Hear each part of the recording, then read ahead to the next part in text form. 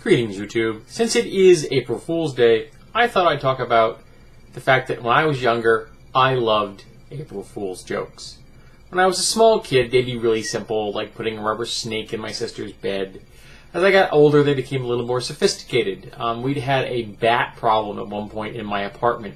So, come April Fool's Day, I rigged up a setup in the bathroom so that when you opened the door, a rubber bat would slide down a fish line in the dark. You couldn't see the fish line. So that the bat, with its wings open, would fly down and smack you in the face. So remember, a week before, we'd actually had a real bat in my home. I actually got my mother to pee herself with that one. I got in trouble. But my absolute ultimate practical joke on April Fool's Day was when I pulled on my mother and my sister at the same time, and part of that was completely unintentional. Now, my mother has a lead foot, or at least did when she was a little younger, and she'd been stopped on more than one occasion for speeding, and gotten a couple of tickets, been able to talk her way out of a couple as well.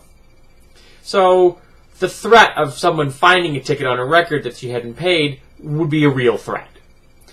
Also at that time, we had a DJ in the area named Dave Bird, and he was known for doing stupid prank calls.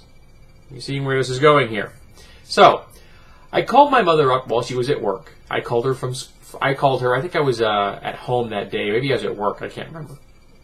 And I disguised my voice. I think I used something as complex as a t-shirt, wrapped over the mouthpiece. But it was enough, it worked.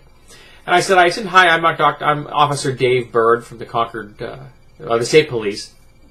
And I wonder if I could talk to you for a minute. You so-and-so and so. I said, yes, I am. Gave her the address, because, I lived with her. I knew what the address was.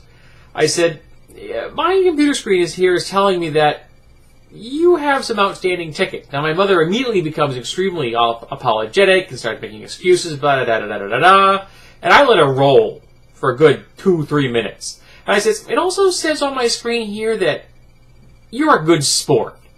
And there's silence. I said, this is Dave Bird from Rock 101, and you're on the air!